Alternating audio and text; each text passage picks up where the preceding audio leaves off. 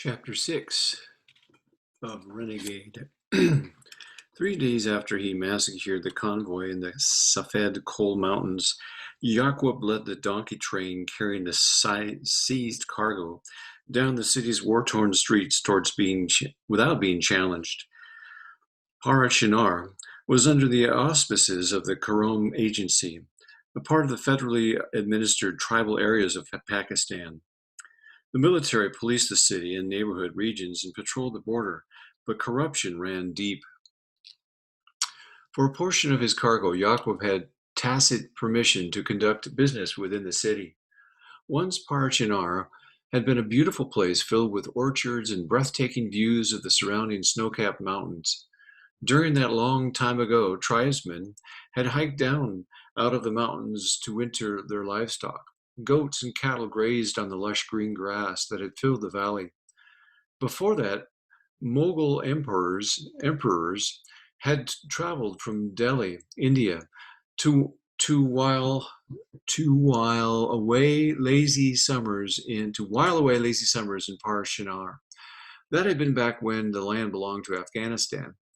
These days, it was on the wrong side of the Durham line, which had been drawn up in 1893 by the British and the Afghan emir, who had truly not had a choice in the matter. Those august beings had transferred the land to British India as a means of appeasement, but it hadn't settled harsh territorial feelings. So they're in Pakistan. This is where our terrorist Yaqub is, okay? And they're giving a little bit of the background to it here. Okay. That division of land was still hotly contested by Afghanistan and Pakistan, who had later claimed the land. But these days, a loose border between countries benefited both. Al-Qaeda could cross the border into Pakistan and remain relatively secure from Western forces. The Pakistani government gave lip service to the United Nations and other countries about patrolling the border to stop drug trafficking and terrorists, but they didn't strain themselves doing it. In fact, they took considerable profits from those endeavors.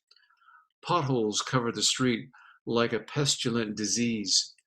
2- and 3-story structures lined the thoroughfare, and occasionally Yaqub caught sight of an armed man hiding inside rooms. Some of them would be corrupt policemen. Others would be greedy tribesmen looking for an easy mark they could profit from. Some of those would hope for material goods that they could take and use or hawk. But others would be watching for information that they could sell to the Kurum Agency or to Western intelligence officers on the other side of the Durham line. He walked with the AK-47 canted beside him, his eyes watchful and ever moving. Twice before, men in the city had made the mistake of thinking him an easy target. He left their bodies lying wherever they had hit the ground, and children had raced out of the shadows to loot the corpses in his wake. Yaqub had no friends in Parachinar, only people he did business with. The air carried the stink of cooked meat and burned wood. Most of the traffic through the city was on foot. A few bicycles whished by on rubber tires, and donkey-drawn carts loaded with sale goods, produce as well as clothing, clattered by on wooden wheels. Wali halted beside a 3-story building that had once housed a hotel in better days. Reconstruction in the city was half-hearted and extremely slow. Spending money to recurrent targets for warring fractions was foolish and wasteful, and it cut deeply into those corrupt profits. The hotel's outer wall had been blown away years ago, and canvas had been strung over the gaping hole. All the loose stones had been mined from the wall, stripping it down to the supports. Everyone wanted the extra stones to build with, but no one wanted to accidentally undermine the building and make it fall. These days, Zulfigar and his sons and grandsons kept watch over the building after claiming it as their own. They defended their property with assault weapons and knives and had shed their own blood as well as that of anyone foolish enough to think that they could take the building from them. Zulfigar rented the building out to travelers who stayed in the rooms in the top 2 floors, and he used the bottom floor as a catch-all for anything he wanted to sell, usually things that found their way into his possession. Yaqub nodded at Wali and the young man immediately disappeared into the building. In a few minutes, he would be on the rooftop with a pair of binoculars, watching the streets for anyone who might be observing them, and he would be scouting for the American military drones as well. Pakistan enforced the border as much as they could against the Western powers, but the Americans still sent their unmanned aerial vehicles across the border to spy. The Americans knew Al Qaeda, went there to regroup and train, but they couldn't do much about it without risking an international incident. Still, if the Americans had a confirmed target that was worth the risk, they would cross the border.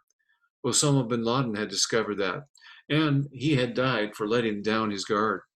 As Yaqub neared the canvas-covered wall, Zulfiqar stepped out into view. The man was old and fat, but still too mean and canny to die. He was a short man, barely over 5 feet, but he was almost as broad as he was tall. A fierce mustache and a beard white as snow on the distant mountains stood out against his dark face. His two-tone brown coal sat at a rakish angle on his head. His shalwar kameez covered him in the layers of linen down to the American military boots he wore. 3 of Zulfiqar's sons or grandsons stood in a loose semicircle behind the old man. They were not as trusting as their progenitor. They kept their weapons at the ready. "Ah, Yaqub, you have returned safely." Zulfiqar peered past Yaqub at the donkeys. "And with so many donkeys." "I have been blessed by God with a bounty, my friend." Yaqub stopped and waved back at the smelly beast. "Will my good fortune strain your generosity?" "Oh, of course not. I'm charging you by the head, am I not?" That hadn't been the agreement, but Yaqub ignored that. The opium cargo had been greater than he'd expected. He could afford to be lavish. He didn't intend to go into the drug business. That was only the means to an end.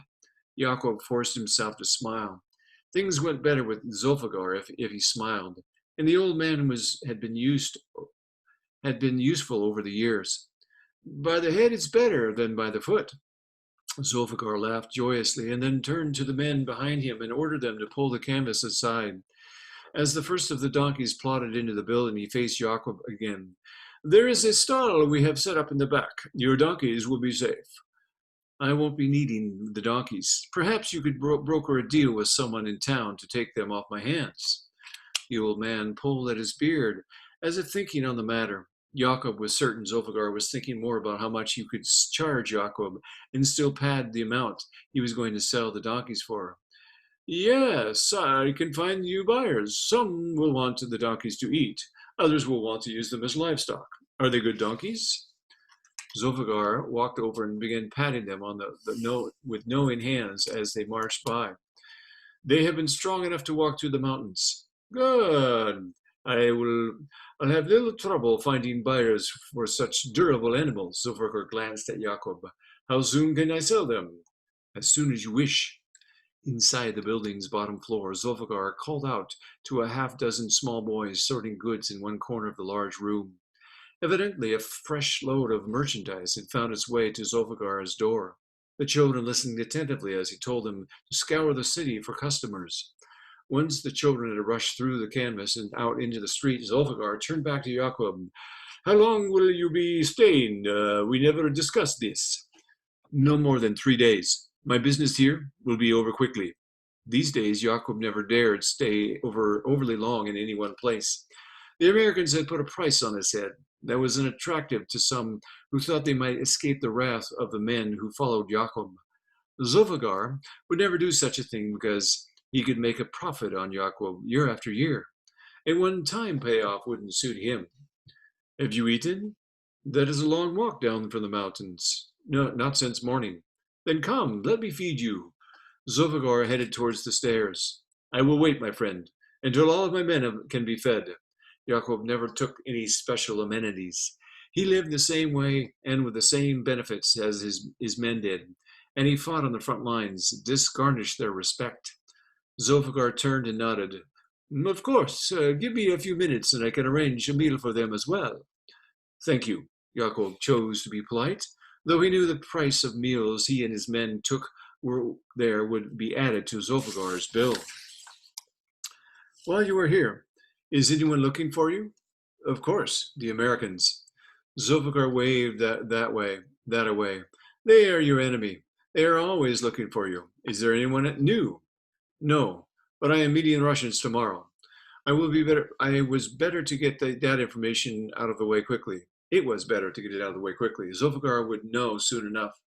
The old man's eyes gleamed and he scowled. Russians? You know what I say about the Russians. Never trust the Russians. It was an old litany with Zulfikar. He remembered the days when the Russians had tried to conquer Afghanistan. Zulfikar had lost family in that war, his first wife and two children. However, in this case, I have nothing the Russians want, and they have nothing I want. We're making a trade. Greedily, Zulfikar glanced at the wooden crates Jakob's men were moving from the backs of the donkeys. Before the animals were herded into the makeshift pen in the back, old straw covered the chipped parquet floor. You already have a buyer for your cargo. Yes, the old man shrugged. That's too bad. I'm sure I could have found an interested party and brokered a fee for that service as well. Consider it an easy profit, my friend.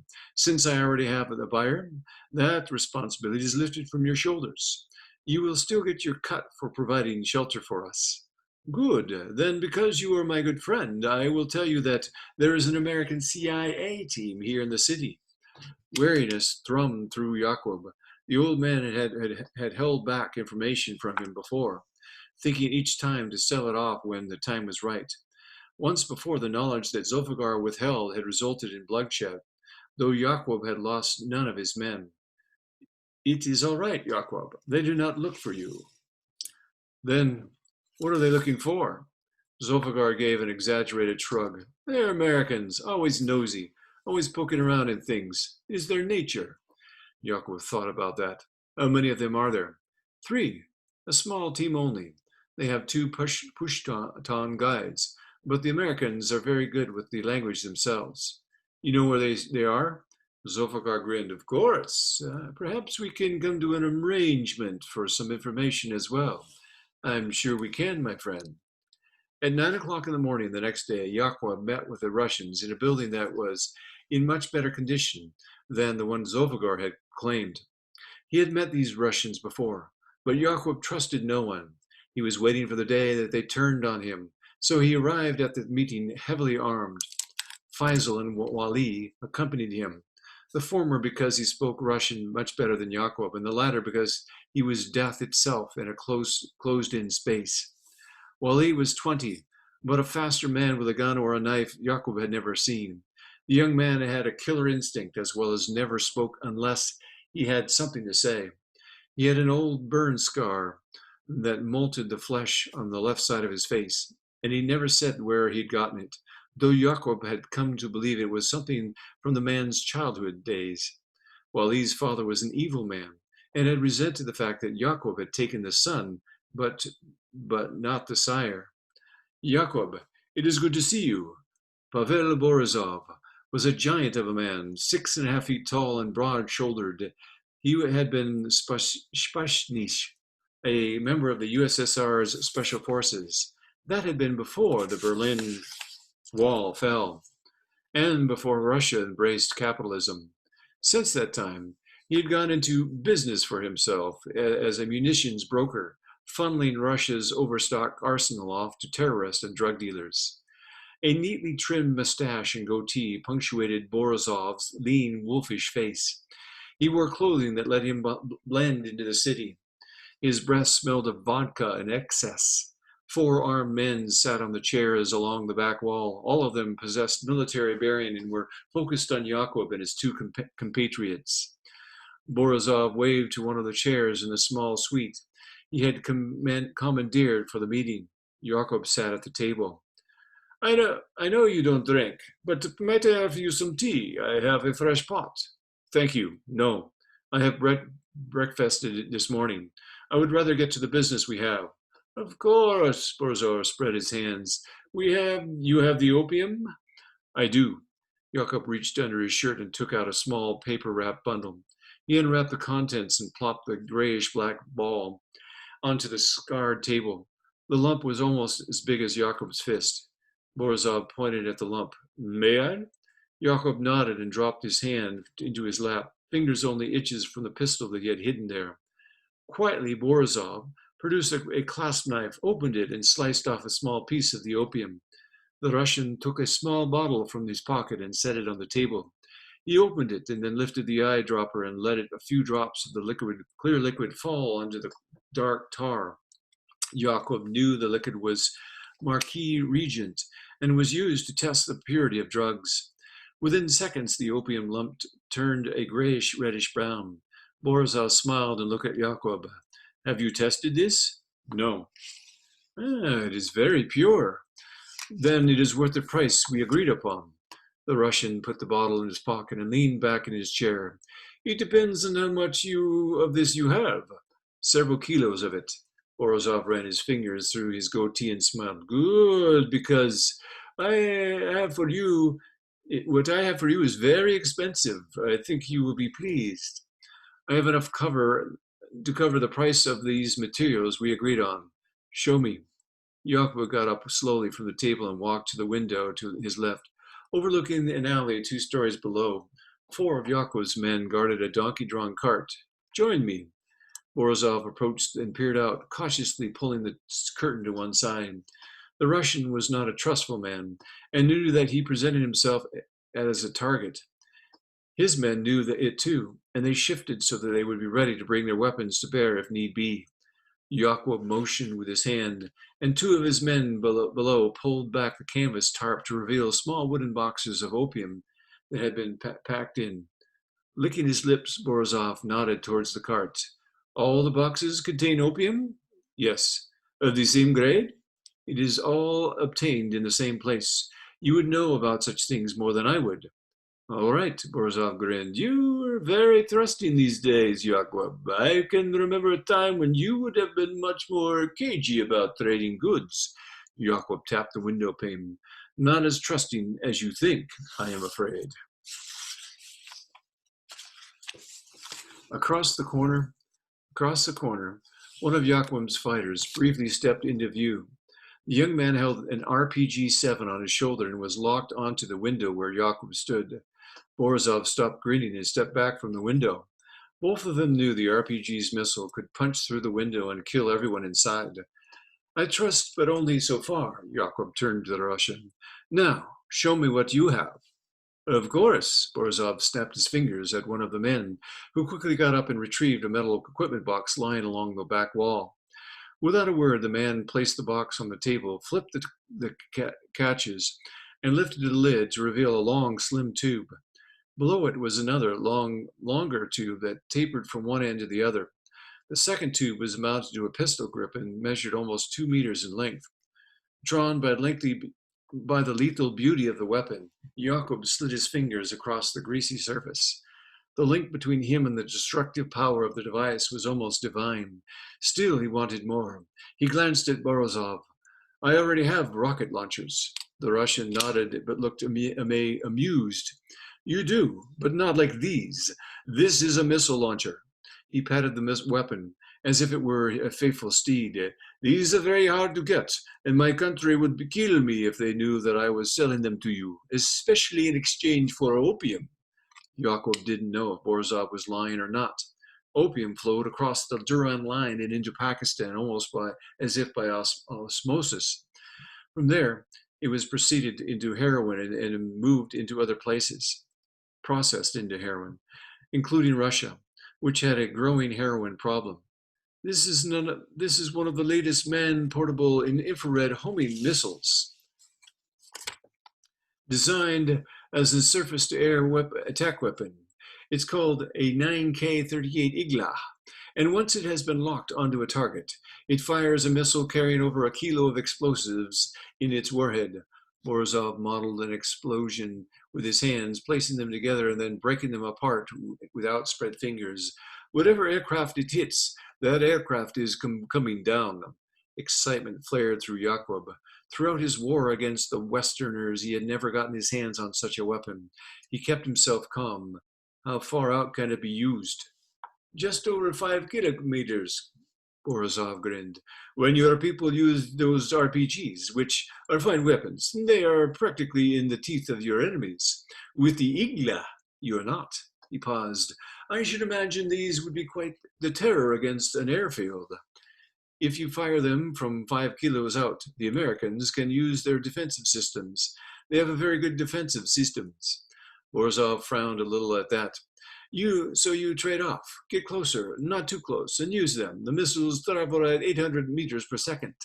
The closer my people are, the more likely they are to be killed. Your people believe in your cause. They have proven time and again that they are ready, willing, and able to die for that cause. Yes, but replacing a trained warrior is difficult. Then don't waste one of them. The beauty of these missile launchers is that a child could operate one of them, or an old man, anyone strong enough to lift it and operate it. Reaching into the box, Jakob hefted the launcher into his arms. It was surprisingly light, weighing something over 10 kilos. The excitement within him burned more brightly. He replaced the weapon within the box. How many of these do you have? Borisov held 3 fingers. For the open you're offering, I'll give you 3 missile launchers. Yakov shook his head, knowing never to take the first offer where the Russians were concerned. They haggled as fiercely as a merchant in a sou. It is not enough. Stepping back, Borisov laughed. Of course it's enough. I'm giving you the power to strike down your enemies, to blast them from the air and kill potentially hundreds of American soldiers. You can become even more feared than you already are. You want the opium that I have? I know this. I want the missile launchers, but there is not enough. I want more. Borisov started to object, but Yakov cut him off. You want to sell those weapons to me? You have been sitting on them here, nervously hoping that I would show up as we agreed. And you have been afraid that someone would find you with the missile launchers. As you stated, your own countrymen would put you to death for offering these weapons for sale. Once I have them, you can no longer be apprehended with them. Yakub saw the truth of that in the Russian's blue eyes. I have 5 iglas. Yakub smiled. For 5 iglas, we have a deal. A frown pulled at the Russian's wolf-like features. I have a deal. You have a steal. There is one other matter I would require some assistance on. Borisov's eyebrows rose. You bargained this hard, and you expect me to throw in more?